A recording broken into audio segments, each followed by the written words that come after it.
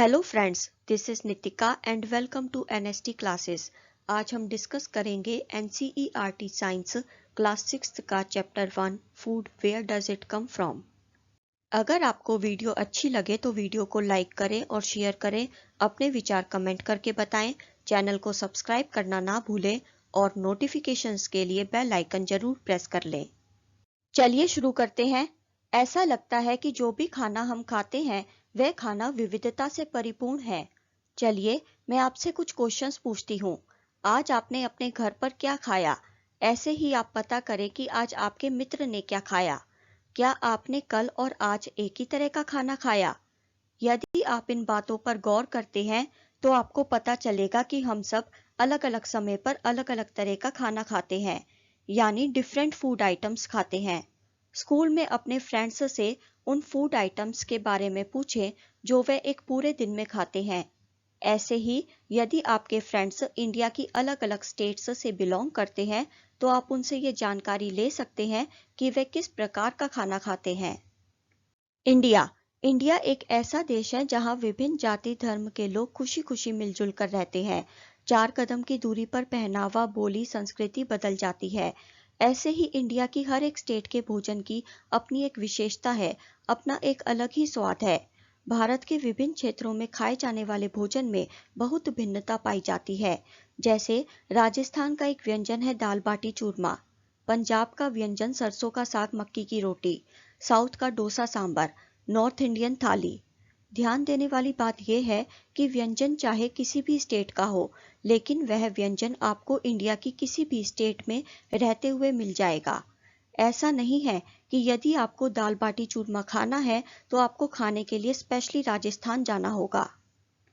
अब हमें ये तो पता लग गया कि भोजन विविध प्रकार का होता है, लेकिन अब सवाल ये है कि अलग-अलग प्रकार का भोजन बनता कैसे है, उसमें इंग्रेडिएंट्स क्या होते हैं।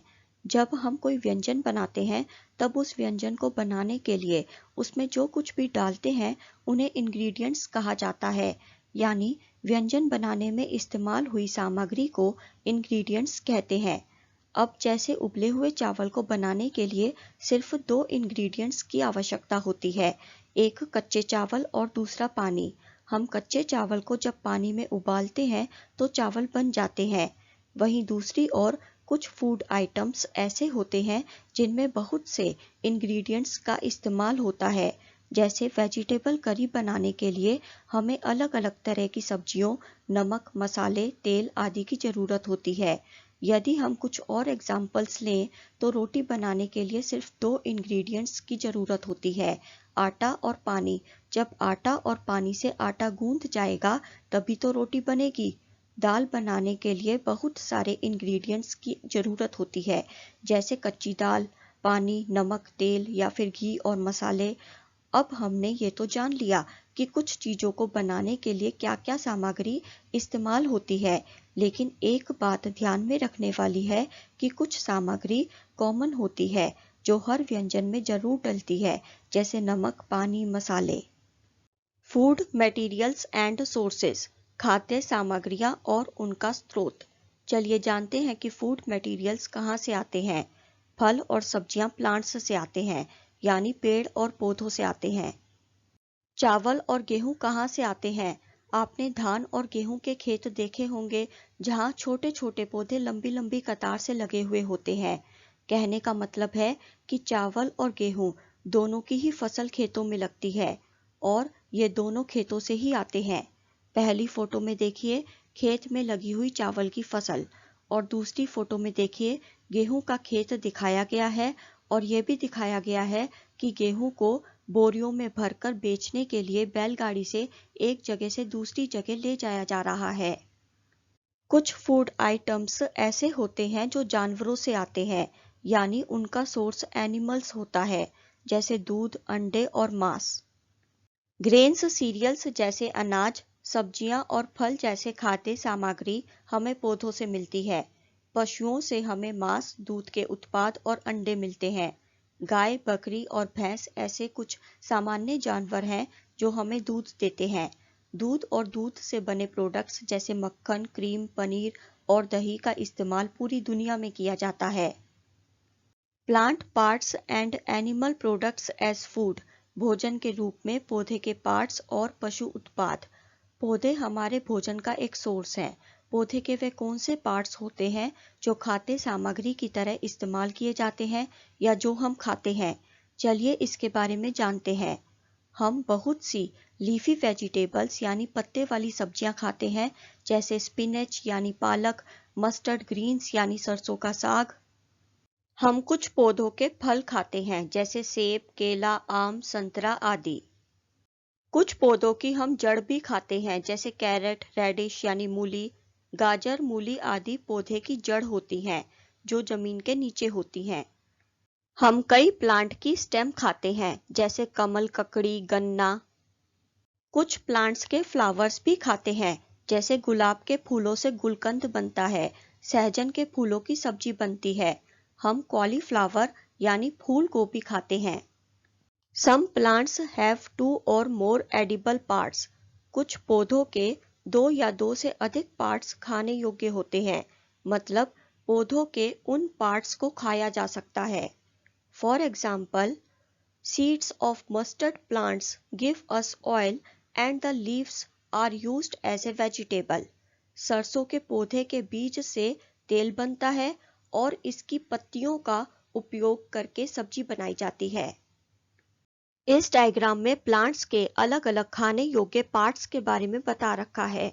इस डायग्राम में देखिए, प्लांट के ऊपर के हिस्से को शूट सिस्टम कहते हैं और प्लांट का जो हिस्सा जमीन के नीचे होता है उसे रूट सिस्टम कहा जाता है। यह है फ्लावर, यह है फ्रूट, यह है स्टेम, यह है लीफ। लीफ जिस जगह से स्टेम से जुड़ी हुई होती है उसे कहते हैं नोड और बीच के हिस्से को इंटरनोड कहा जाता है। और यह है बड यानी कि कली। ये सब भी खाने योग्य होते हैं। किसी पौधे में जहां से जड़ निकलती है उसे प्राइमरी रूट कहते हैं। प्राइमरी रूट से जब अन्य रूट्स निकलती है, यानी मेन रूट से जब उसकी शाखाएं निकलती हैं, तो उन शाखाओं को सेकेंडरी रूट्स कहा जाता है। बहुत सारे प्लांट्स की रूट्स भी खाने योग्य होती है, जैसे मूली, गाजर आदि। फॉर एग्जाम्पल, ब्रिंजल जो कि एक फ्रूट है, हमें उसकी करी बनाने के लिए जो इंग्रेडिएंट्स चाहिए होते हैं वे हैं बैंगन, मिर्च के साथ और भी मसाले, किसी भी प्रकार का तेल, पीनट्स, सरसों या सोयाबीन का। ब्रिंजल प्लांट का फ्रूट होता है, मिर्च भी प्लांट का फ्रूट होता है। मिर्च और मसाले भी हमें प्लांट्स से ही मिलते हैं। प्लांट्स के सीड्स से हमें पीनट्स, सरसों या सोयाबीन का तेल मिलता है। ये एक एक्टिविटी है, बच्चों इसे करके देखना। साबुत मूंग के कुछ सूखे बीज लें, पानी से भरे बर्तन में उन बीजों को डालें और 1 दिन के लिए रख दें। अगले दिन जिस बर्तन में आपने बीजों को डाला था, उस बर्तन में से पानी को पूरी तरह से निकाल लें और बीजों को उसी बर्तन में रहने दें। अब बीजों को गीले कपड़े में लपेटकर अलग रख दें। अगले दिन देखिए, क्या आपको बीजों में कोई परिवर्तन दिखता है? ऐसा हो सकता है कि अगले दिन बीजों से एक छोटी सफेद संरचना निकली हो। यदि निकली है तो इसका मतलब है बीज अंकुरित हो गए हैं, बिल्कुल इस चित्र की तरह। इस चित्र में साबुत मूंग और उसके अंकुर दिखाए गए हैं। और यदि नहीं निकली है तो बीजों को पानी से धोएं और फिर पानी निकाल दें और 1 और दिन के लिए बीजों को एक गीले कपड़े से ढककर अलग रख दें। अगले दिन देखिए कि क्या बीज अंकुरित हो गए हैं। अब आप इन अंकुरित बीजों को धोकर खा सकते हैं और आप इन्हें उबालकर इनमें प्याज, टमाटर और मसाले डालकर एक स्वादिष्ट ब्रेकफास्ट तैयार कर सकते हैं। मूंग की तरह ही आप चने को भी भिगोकर बिल्कुल ऐसी ही प्रक्रिया द्वारा अंकुरित कर सकते हैं और अंकुरित चनों को खा सकते हैं, या फिर इन्हें उबालकर इनमें टमाटर, प्याज और मसाले के साथ नींबू का रस मिलाकर ब्रेकफास्ट में खा सकते हैं। Do you know where honey comes from or how it is produced? क्या आप जानते हैं कि शहद कहाँ से आता है और कैसे बनता है? Have you seen a beehive where so many bees keep buzzing about? क्या आपने कभी मधुमक्खियों का कोई छत्ता देखा है जहाँ बहुत सारी मधुमक्खियाँ भिनभिनाती रहती हैं? मधुमक्खियाँ फूलों से अमृत यानी मीठा रस इकट्ठा करती हैं और फिर उसे शहद में बदलकर अपने छत्ते में जमा कर लेती हैं। लेकिन फूलों का परागण यानी नेक्टर वर्ष में केवल एक ही बार मिलता है। इसलिए मधुमक्खियां इस रस को साल भर अपने उपयोग के लिए अपने छत्ते में स्टोर यानी जमा करती हैं। जब भी हमें ऐसा मधुमक्खी का छत्ता मिलता है तो हम मधुमक्खियों द्वारा इकट्ठे किए हुए भोजन को शहद के रूप में एकत्र करते हैं।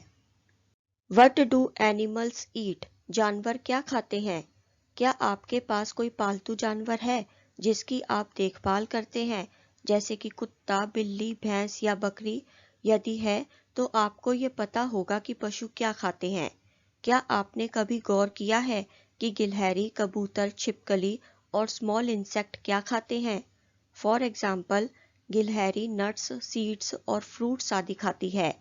कैट दूध पीती है, रोटी ब्रेड खाती है, चूहे का शिकार करके उसे खाती है।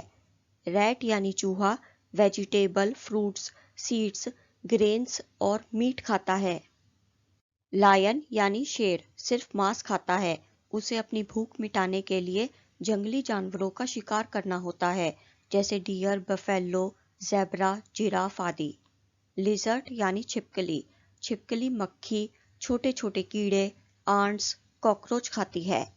बफेलो घास, हर्ब्स, श्रब्स यानी झाड़ियां खाती है।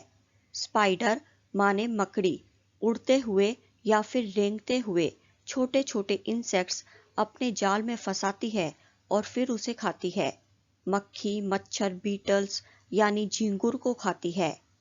क्रो मरे हुए जानवर को, बर्ड्स के अंडे, कीड़े, गेहूं, फ्रूट खाता है। बटरफ्लाई अधिकांश वयस्क तितलियां अपनी जीभ के माध्यम से फूलों का रस पीती हैं। कुछ तितलियां फूलों पर नहीं बैठती, इसके बजाय वे पेड़ का रस, सड़े हुए फलों का रस पीती हैं और सड़े हुए जानवरों के पदार्थ खाती हैं। The animals are classified in 3 categories. जानवरों को 3 श्रेणियों में वर्गीकृत किया जाता है। First herbivores, second carnivores, third omnivores. Herbivores animals that eat only plants or plant products. Herbivores का मतलब होता है शाकाहारी। Herbivores में ऐसे एनिमल्स आते हैं जो केवल पौधे या पौधों के उत्पाद खाते हैं। Example cow, goat, horse, elephant, deer etcetera. Carnivores animals that eat other animals for meat or flesh. Carnivores का मतलब होता है मांसाहारी। कार्निवोर्स में वे जानवर आते हैं जो मांस खाने के लिए दूसरे जानवरों को मारकर खाते हैं, यानी कार्निवोर्स सिर्फ मांस खाते हैं। Examples tiger, lion, lizard. Omnivores animals that eat both plants and animals. Omnivores का मतलब होता है सर्वभक्षी। ओमनिवोर्स में ऐसे जानवर आते हैं जो पौधों और जानवरों दोनों को ही खाते हैं। Examples dog, cat, crow. ये हम सब जानते हैं कि हम में से कई लोगों को पर्याप्त भोजन नहीं मिलता है। हमें ऐसे तरीके खोजने होंगे जिससे देश में ज़्यादा से ज़्यादा भोजन का उत्पादन हो सके। हमें ऐसे तरीके भी खोजने होंगे जिनके द्वारा हम ये सुनिश्चित कर सकें कि भोजन हम में से प्रत्येक को आसानी से उपलब्ध हो। Match the items given in column A with that in column B. Column A में दी गई चीजों को कॉलम B में दी गई चीजों से मिलाएं। चलिए मिलान करते हैं। First, milk, curd, paneer, ghee are all animal products. Second, spinach, cauliflower, carrot are vegetables. Third, lions and tigers eat other animals. Fourth, herbivores eat plants and plant products. Fill up the blanks with the words given. दिए गए शब्दों से रिक्त स्थानों की पूर्ति कीजिए। Herbivore, plant, milk, sugarcane, carnivore. A. Tiger is a dash because it eats only meat. A में आएगा carnivore. टाइगर कार्निवोर है यानी मांसाहारी है क्योंकि वह केवल मांस खाता है। B. Deer eats only plant products and so is called dash. B में आएगा हर्बीवोर। हिरन सिर्फ पौधों के उत्पादों को खाता है, इसलिए वह हर्बीवोर होता है यानी शाकाहारी होता है। C. Parrot eats only dash products. C में आएगा प्लांट, तोता सिर्फ पौधों के उत्पाद खाता है। D, the dash that we drink which comes from cows, buffaloes and goats is an animal product. D में आएगा मिल्क, हम जो दूध पीते हैं वह गाय, भैंस और बकरियों से आता है, वह एक पशु उत्पाद है। E, we get sugar from dash. E में आएगा शुगर केन, गन्ने से हमें चीनी मिलती है। अगर आपको वीडियो अच्छी लगी हो तो वीडियो को लाइक करें और शेयर करें, अपने विचार कमेंट करके बताएं, चैनल को सब्सक्राइब करना ना भूलें और नोटिफिकेशंस के लिए बेल आइकन जरूर प्रेस कर लें। See you in the next video, till then goodbye. Thank you so much, thanks for watching.